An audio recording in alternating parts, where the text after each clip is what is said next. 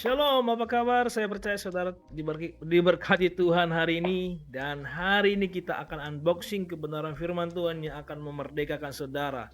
Saya percaya saudara akan diberkati. Nah, hari ini kita mau mengunboxing kebenaran firman Tuhan. Khususnya hari ini saya mau bicara mengenai kata-kata berbahagia yang Yesus sampaikan dalam Matius pasal 5 dari ayat 1 sampai 12. Nah, sehari ini kita mau unboxing kenapa pada saat Yesus berbicara di Matius pasal 5 ayat 1 sampai 13, Yesus selalu berbicara berbahagia, berbahagia, berbahagia. Bahkan kita melihat di sana bahwa berbahagialah orang miskin di hadapan Allah. Kemudian berbahagialah orang yang dianiaya. Nah, saudara, kita harus mengerti kenapa Yesus katakan berbahagia bahkan pada situasi yang tidak baik. Nah, bagaimana berbagi miskin di hadapan Allah? Apa miskin di hadapan Allah? Nah, saya akan membahas ini lebih dalam mengenai miskin di hadapan Allah dalam video saya berikutnya. Tapi hari ini saya mau saudara melihat, kita mau unboxing kenapa Yesus berkata berbahagialah. Alright, kita langsung saja kita baca dulu Matius pasal 5 ayat 1 sampai 13 dan kita akan melihat, oke? Alright, kita akan melihat Matius pasal 5 ayat 1 sampai 13. Nah, firman Tuhan berkata seperti ini. Nah, ketika Yesus melihat orang banyak itu, naiklah ia ke atas bukit dan setelah ia duduk, datanglah murid-muridnya kepadanya. Maka Yesus pun mulai berbicara dan mengajar mereka katanya, berbahagialah orang yang miskin di hadapan Allah karena merekalah yang mempunyai kerajaan surga. Berbahagialah orang yang berduka cita karena mereka akan dihibur. Berbahagialah orang yang lemah lembut karena mereka akan memiliki bumi. Berbahagialah orang yang lapar dan haus akan kebenaran karena mereka akan dipuaskan. Berbahagialah orang yang murah hatinya karena mereka akan beroleh kemurahan. Berbahagialah orang yang suci hatinya karena mereka akan melihat Allah. Berbahagialah orang yang membawa damai karena mereka akan disebut anak-anak Allah. Berbahagialah orang yang dianiaya oleh sebab kebenaran, karena merekalah yang mempunyai kerajaan surga. Berbahagialah kamu, jika karena aku, kamu dicela dan dianiaya dan kepadamu difitnah segala yang jahat. Bersukacitalah dan bergembiralah, karena upamu besar di surga, sebab demikian juga telah dianiaya nabi-nabi sebelum kamu. Nah, kita tadi melihat bahwa dari ayat 3 tadi, dari ayat 3 dari ayat 3 dikatakan bahwa berbahagialah, berbahagialah. Nah, sekarang kita mau lihat, mau unboxing kebenaran firman Tuhan dan kita melihat ada referensi ayat silang yang lain di mana saya percaya bahwa firman Tuhan dapat diterjemahkan dari ayat-ayat yang lain. Firman Tuhan menerjemahkan, mengartikan firman Tuhan yang lain atau yang saling melengkapi sehingga kita mengerti. Nah, hari ini kita mau melihat kenapa Yesus mengatakan berbahagialah. Nah, ini yang mau kita unboxing. Oke, nah, karena kita melihat Yesus selalu berbicara berbahagia, berbahagia, berbahagia. Dan ini yang Yesus ajarkan kepada murid-muridnya. Dan saya percaya saudara dan saya kita adalah murid Yesus. Oke, langsung saya tidak begitu lama-lama. Nah, kita akan langsung melihat kenapa Yesus unboxing ayat-ayat selainnya. Nah, kita lihat dalam 1 Timotius 1 ayat 11 dan kemudian pasal 6 ayat 13 sampai 15. Oke. Yang berdasarkan Injil dari Allah yang mulia dan maha bahagia seperti yang telah dipercayakan kepadaku. Nah, kita lihat di sini bahwa yang berdasarkan Injil dari Allah yang mulia dan maha bahagia seperti yang dipercayakan kepadaku. Ini Paulus, ini adalah perkataan Paulus. Dia kita melihat di sini Paulus menggambarkan Allah, menggambarkan karakter Allah bahwa Allah yang maha mulia dan maha bahagia. Jadi Allah yang kita sembah dia bukan sekedar maha mulia, bukan yang sekedar mulia, tapi dia Allah yang maha bahagia. Dia selalu bahagia. Nah, kita akan lihat ayat yang lain. Nah, di hadapan ayat 13 pasal 6 ayat 13 dikatakan, di hadapan Allah yang memberikan hidup kepada segala sesuatu dan di hadapan Kristus Yesus yang telah mengikrarkan ikrar yang benar itu juga di muka Pontius Pilatus, kuserukan kepadamu, turutilah perintah ini dengan tidak bercacat dan tidak bercelah hingga pada saat Tuhan Yesus Kristus menyatakan dirinya, yaitu saat yang akan ditentukan oleh penguasa yang satu-satunya dan yang penuh bahagia. Raja di atas segala raja dan Tuhan di atas segala Tuhan. Nah, kembali kita melihat lagi bahwa di sini Allah yang kita sembah dikatakan yaitu saat yang ditentukan oleh penguasa, itu Allah yang satu-satunya di satu penguasa dan yang penuh bahagia. Dan kembali kita melihat di sini bahwa Allah yang kita sembah adalah Allah yang penuh bahagia. Alright, so sudah mulai nangkap ya, sudah mulai kenapa Yesus selalu katakan berbahagialah, berbahagialah.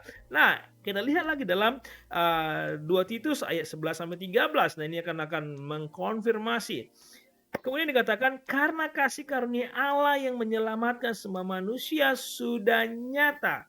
Ia mendidik kita supaya kita meninggalkan kefasikan dan keinginan-keinginan duniawi dan supaya kita hidup bijaksana, adil dan beribadah di dalam dunia sekarang ini.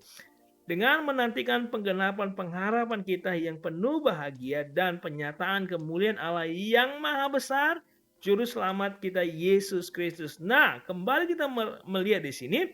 Nah, tadi kita melihat karakter Allah. Nah, sekarang kita melihat bagaimana Yesus. Dikatakan bahwa dengan menantikan penggenapan pengharapan kita yang penuh bahagia dan kemuliaan Allah yang maha besar dan Juru Selamat kita Yesus Kristus. Nah, pengharapan kita yang penuh bahagia. Nah, kembali karena Allah yang kita sembah adalah Allah yang maha bahagia, yang dia adalah penuh bahagia. Dikatakan di sini tadi yang satunya penuh bahagia, tadi maha bahagia, penuh bahagia, dan kemudian dikatakan bahwa kasih Allah sudah kasih karunia Allah yang menyelamatkan semua manusia sudah nyata, yaitu Yesus sudah lahir ke dunia. Dan dikatakan di sini bahwa dengan menantikan penggenapan pengharapan kita yang penuh bahagia. Nah, Yesus adalah pengharapan kita yang penuh bahagia.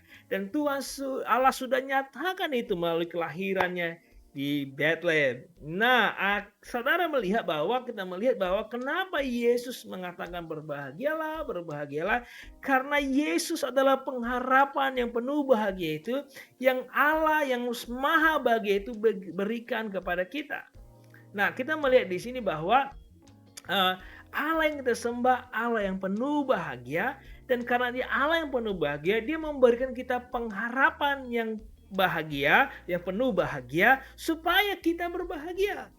Nah, makanya Yesus bilang berbahagialah, berbahagialah. Bahkan dikatakan walaupun kita miskin di hadapan Allah, walaupun kita dianiaya, dicela karena namanya, kita adalah orang berbahagia. Amin. Nah, saya percaya kebenaran ini akan memerdekakan saudara.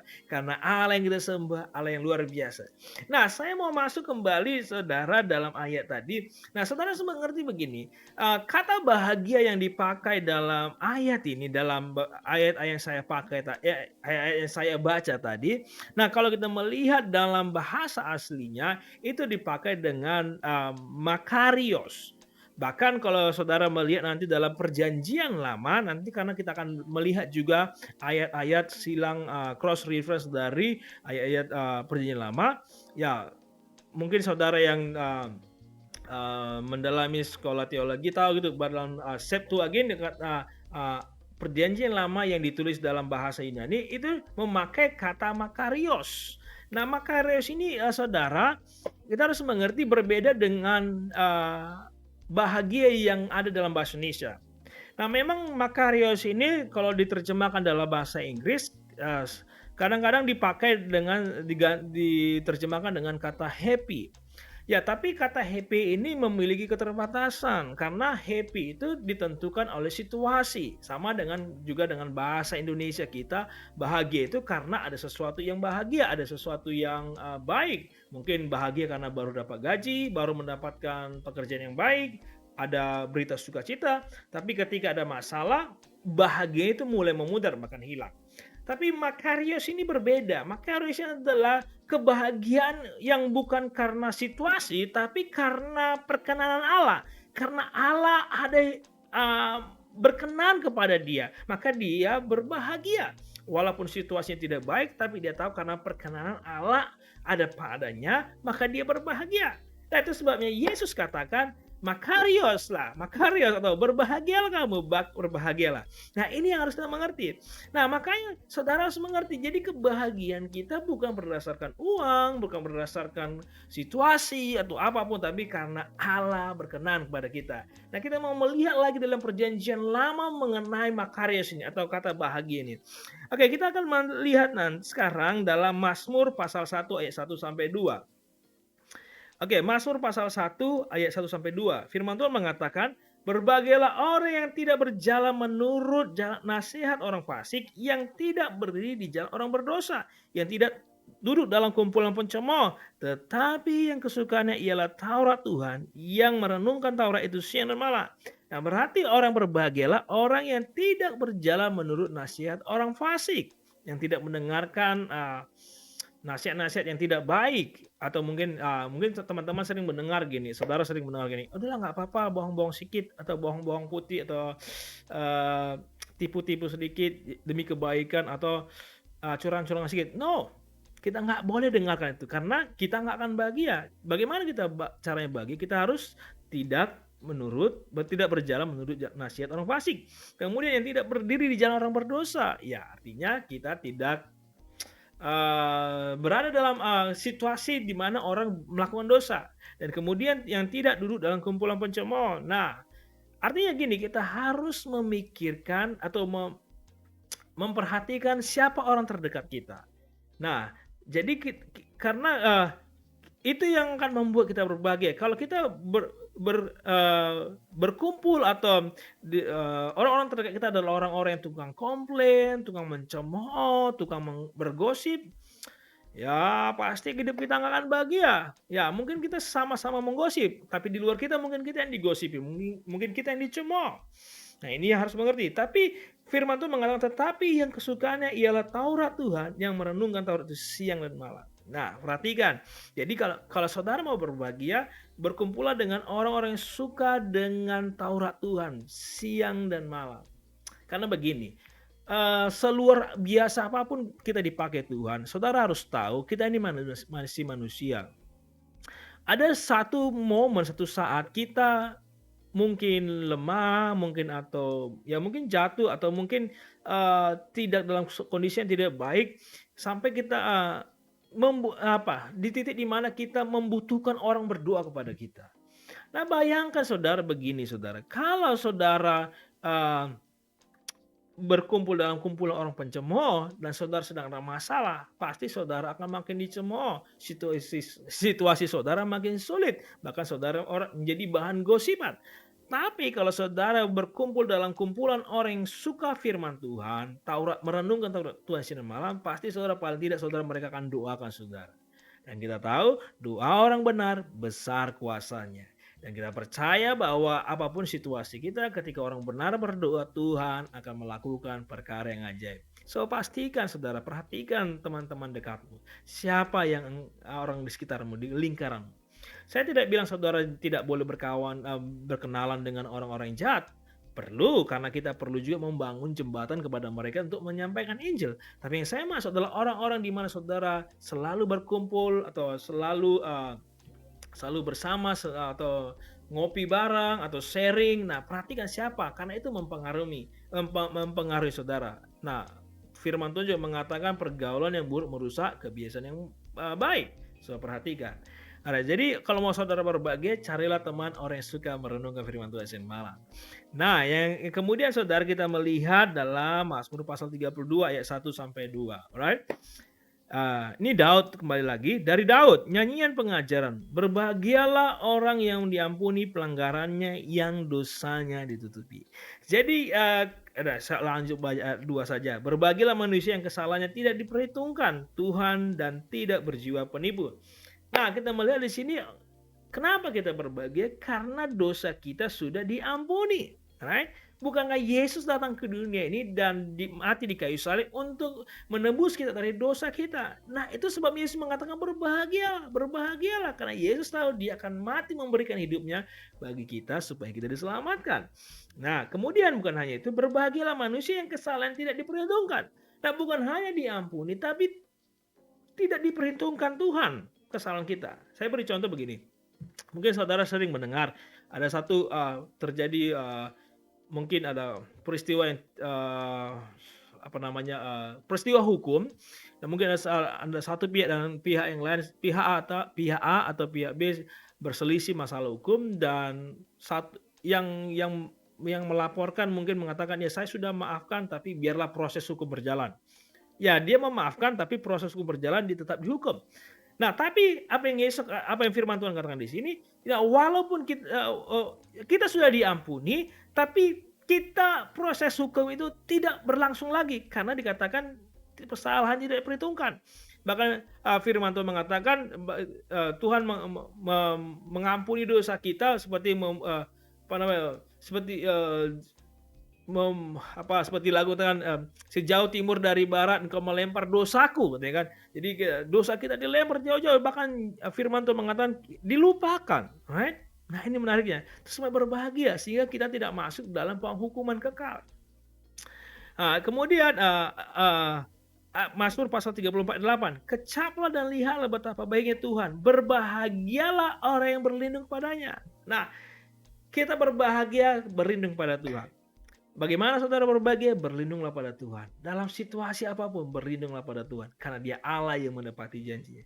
Nah, hari ini saudara sekasih dalamnya sudah melihat ayat-ayat firman Tuhan, mengunboxing kebenaran firman Tuhan. Kenapa Yesus selalu mengatakan berbahagialah? Karena yang pertama tadi kita sudah belajar bahwa Allah yang kita sembah adalah Allah yang maha bahagia. Dan kemudian karena dia Allah yang maha bahagia, dia mau kita juga bahagia, sehingga dia memberikan pengharapan yang penuh bahagia di Yesus Kristus, sehingga dosa kita diampuni, dan kemudian bukan hanya diampuni tapi kesalahan kita tidak diperhitungkan. Nah, kita tidak menerima kutuk, tapi justru menerima berkat. Nah, firman Tuhan mengatakan oleh kematian Yesus di kayu salib, maka yang miskin menjadi kaya, yang lemah menjadi kuat. Nah, saudara, kita menerima berkat yang luar biasa.